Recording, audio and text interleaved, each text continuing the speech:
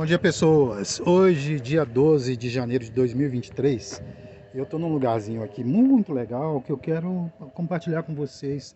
Eu abri a câmera aqui porque esse lugar aqui, além de ser um lugar considerado sagrado aqui em Anápolis, ele também é um lugar de contemplação. Eu estou exatamente no Morro da Capuava. O Morro da Capuava, que fica aqui no bairro de Bom Sucesso, ele foi tombado pelo Patrimônio Histórico em 1997. O que aconteceu? As pessoas que tinham propriedades aqui por perto não aceitaram de jeito nenhum, ficaram infernizando a administração para a administração tirar esse tombamento, porque o tombamento ele protege o patrimônio, ele não permite que nada seja construído. E aqui seria uma maldade mesmo, né? Permitir que um lugar desse fosse destruído pelo, pela especulação imobiliária, porque, além de tudo, ele é considerado um lugar sagrado, ele tem uma importância para as igrejas, principalmente para a Igreja Assembleia de Deus. Porque a Assembleia de Deus foi um movimento pentecostal criado lá pelos suecos em 1910. Chegaram dois pastores suecos, dois missionários suecos aqui no Brasil, através de uma revelação que eles tinham recebido. Eles receberam uma revelação de que eles teriam que ir para a América do Sul em um lugar para começar esse movimento pentecostal. E ficava na América do Sul e no Brasil. E o local aqui no Brasil era Pará, no estado do Pará. Eles foram para o estado do Pará, ficaram lá, começaram a fazer um movimento. E esse movimento foi criando corpo, foi crescendo. E logo, logo chamou a atenção, né, de pessoas no Brasil, lógico. Um pastor chamado Paulo Leivas Macalão, ele era uma pessoa visionária, era um filho de um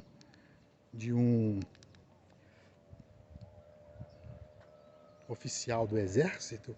Então o pai dele teve que mudar por conta do trabalho para o Rio de Janeiro. Paulo Macalão ficou sabendo através de um folhetinho que esses missionários distribuíram, já estavam no Rio de Janeiro. Que esses do Pará já estavam no Rio de Janeiro. E que esses missionários distribuíam, então ele pegou esse folhetim, foi lá, filiou-se ao movimento, e começou, depois de 2 anos ele foi ordenado pastor por esse movimento, e foi crescendo. Só que em dado momento, que a história não precisa muito bem, ele resolveu não participar mais do movimento dos dois missionários, e resolveu abrir o seu próprio movimento, chamado de Assembleia de Deus de Madureira, porque o local onde ele conseguiu para fazer a instalação da igreja dele, que ele estava começando, foi em Madureira. Então lá tudo começou em Madureira. E logo, logo, essa Assembleia de Deus chegaria em Anápolis, através de um dos membros da igreja de Madureira, lá do pastor, o pastor Paulo Leivas Macalão, veio para a construção de Goiânia. Goiânia estava começando a construção, estava recrutando operários de todo o Brasil. Veio do Rio de Janeiro, que era do Paulo Macalão, um desses pedreiros. E ele... Aqui, gente, como é bonita a vista aqui de cima. Esse pastor, a especulação imobiliária que eu falei para vocês, olha lá, gente, ó, ela foi chegando porque foi tombado pelo patrimônio histórico. Os proprietários de fazendas e chácaras que tinha por aqui reclamaram, ele quebrou, eles derrubaram derrubaram o tombamento e começaram a construir. Foram construindo. Entrou uma outra administração e viu que o morro estava sendo invadido. Essa administração cuidou de tombar novamente em 1997, destombaram. Em 1997 tombaram, parou a construção e começou a reclamação dos proprietários. Em 2002 eles conseguiram revogar esse tombamento, a especulação imobiliária conseguiu revogar esse tombamento e eles começaram a invadir o morro, começaram a construir para tudo quanto é lado. Aí o que acontece? Em 2016, um desses administradores aí resolveu, um desses não, na administração do Antônio Roberto Gomide, que já tinha saído para poder exercer outra função política, deixou o seu substituto aí, o seu vice-prefeito, que era como que é o nome dele? Aqui tem uma plaquinha com o nome dele, vou mostrar para vocês aqui, ó. João Batista Gomes Pinto. Ele é conhecido como João Gomes, mas é João Batista Gomes Pinto o nome dele. Ele tombou novamente o morro do Acapuava, acabou com aquela farra que estava acontecendo aqui aqui, ó. Você vê teto de casa para tudo quanto é lado aqui, ó. Isso não existia. Isso não existia. Fora as antenas todo lugar tem, né? Que vieram, as antenas das televisões vieram para cá também. Mas olha lá, ó. Você vê casa chegando bem aqui em cima do morro. Se não tivesse socorrido através desse tombamento em 2016, não existiria mais o Morro da Capuava. Então ele hoje existe aí, é um lugar, continua sendo um lugar de contemplação e oração, como ele foi concebido na época, porque essas pessoas que aderiam a esse movimento, era um movimento que trazia uma nova forma de adoração, uma nova forma de religião, que era através da oração. Não aquela oração contida, de joelhos, não oração gritada. Eles gritavam, caíam pelo chão, rolavam, exigiam de Deus: nós queremos assim, porque assim não pode ser, assim não está bom para nós, o Senhor é o Deus mesmo, o Senhor tem que nos ajudar, e exigiam de Deus. E isso tudo fazia muito barulho, eles não conseguiam ficar em lugar nenhum, alugavam um cômodo aqui, já estavam despejados no outro dia, e iam para cá, até que eles resolveram vir aqui para o Morro da Capuava, que era aqui. Não era urbanizado assim, nem nada. E aqui eram feitos cultos da forma como era preciso ser feito. Eles oravam, gritavam, mandavam de um lado para outro. E tinha uma coisa interessante que era a nova descoberta, era o batismo com o Espírito Santo. Eles recebiam o batismo com o Espírito Santo e falavam em línguas. Era uma língua estranha, completamente agressiva para as igrejas da época. Esses dois missionários que vieram, eles eram da Igreja Batista. A Igreja Batista deu lá um ultimato para eles: fora daqui, isso não existe não, nós não vamos aceitar esse tipo de coisa aqui dentro. Eles saíram, criaram a Assembleia de Deus. A Assembleia de Deus começou a expandir. Quando estava no Rio de Janeiro, esse Paulo Leivas Macalão encontrou um folhetinho na rua dessa organização, desses dois missionários suecos. Foi para lá, entrou no movimento. Em 2 anos ele foi ordenado pastor, porque ele era uma pessoa muito dinâmica, era uma pessoa, um trabalhador dinâmico. Então, em 2 anos dele dentro da organização, a organização cresceu mais do que o tempo todo que ela tinha de existência. Eles ficaram loucos com ele. E ele entrou para a organização, e até que ele resolveu lá, a história não conta muito bem, resolveu sair.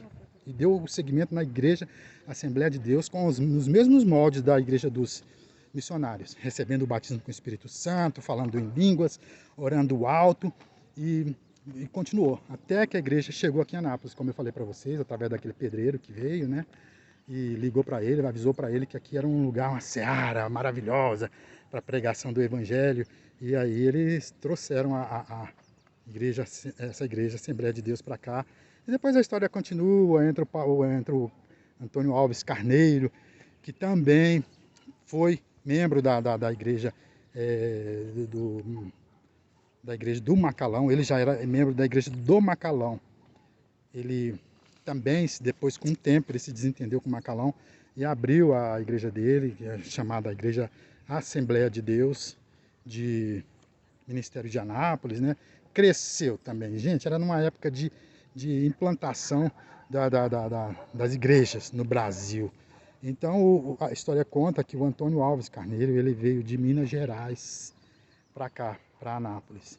Entrou na igreja de Madureira também, aqui, que era comandada por esse pastor, que era esse pastor que veio na frente para construir lá Goiânia, né, para participar da construção de Goiânia.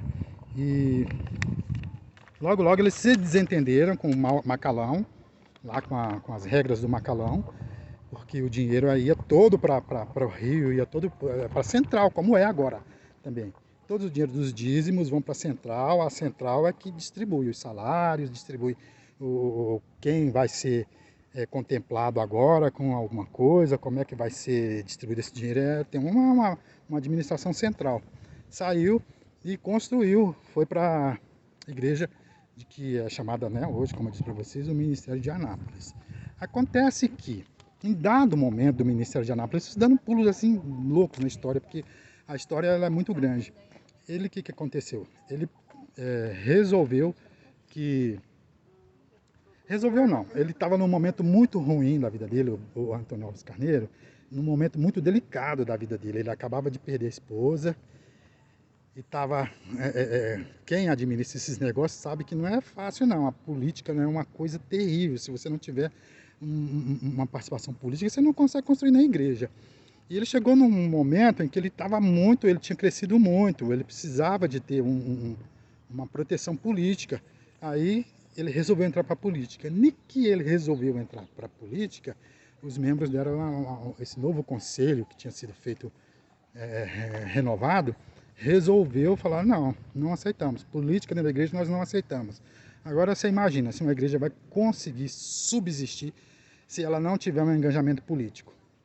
Aí ele ficou no mato sem cachorro, né? O que é que eu vou fazer? Eu não posso abandonar a política, porque nós crescemos muito, estamos muito envolvidos na sociedade, e eu não posso também abandonar a igreja. Eu construí isso aqui do nada, ele construiu do nada realmente. Ele foi ali para baixo, pegou uma lojinha onde funcionava uma panificadora, construiu uma igrejinha lá, e era aqui o local que eles vinham para orar, né? Porque precisava de orar num local onde fosse assim, porque ele era muito rígido. Ele falava assim, não tem moleza aqui. Chegavam os bonitinhos, os artistas e tudo, querendo palco, querendo público. Falava, não, você canta muito bem, a sua música é muito bonita, mas é isso aí, oração, meu amigo. Sem oração não tem chance nenhuma. O que a pessoa fazia? A pessoa entrava para a igreja, né? Mas tinha que vir para o morro orar. E era aqui as orações. Oravam. Para terminar a história do Antônio Alves Carneiro, num dado momento, ele falou assim, não, vou ficar na política e vou ficar na igreja, ou então eu peço demissão, abandono isso aqui. Foi o que eles queriam ouvir. Eles falaram assim, você está com as portas abertas, e eu acho que você está muito abalado estruturalmente por perda da sua esposa. Então, a melhor coisa mesmo é você aposentar. Nós vamos aposentar você com um salário X. Ele ficou chocado, ele jamais imaginava isso, que as pessoas fossem concordar com ele. Ele imaginava que ele falando isso, as pessoas, não, então tá, vamos deixar quieto. Nada. Eles concordaram que ele pedisse demissão e ajeitaram um salário para ele. Ele falou, bom, um salário desse aí, já estou mesmo aqui beirando os meus 70 e poucos anos, eu vou aposentar mesmo.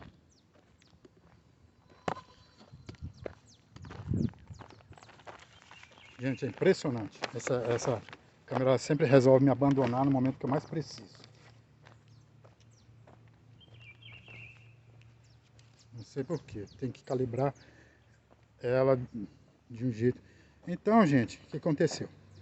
Ele foi demitido. Quando foram pagar o salário para ele, não era nem metade do que eles haviam prometido para ele. O homem correu atrás da imprensa porque ele gostava muito de botar a boca no trombone. Quando acontecia alguma coisa, ele corria e jogava a caca no ventilador. Correu atrás da Rede Globo, a Rede Globo veio com o Fantástico. O Fantástico mostrou esse acontecimento, lógico. Tem custo, né? Ninguém imagina que uma sensação dessa na televisão vai de graça, não. A televisão cobra. Certo é que ele, não se sabe quanto, mas ele veiculou isso no Fantástico, a história, e não durou muito tempo não. Depois de muito tempo, ele sem poder entrar na igreja, ele aos 82 anos, ele morreu.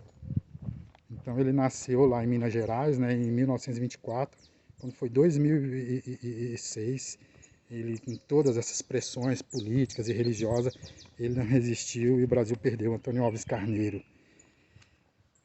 Então é isso, gente.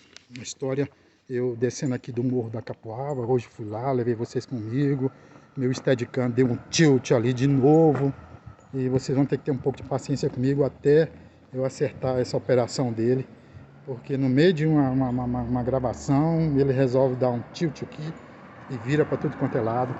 Eu vou descendo aqui, terminando a minha visita ao Morro da Capoava, lembrando um pouco da nossa história, uma história triste, né, até, porque esse templo de oração ao ar livre, que é o Morro da Capoava, quase perdeu a sua majestade. Vocês viram que está cheio de casas, né? A gente não consegue nem ver ele de longe.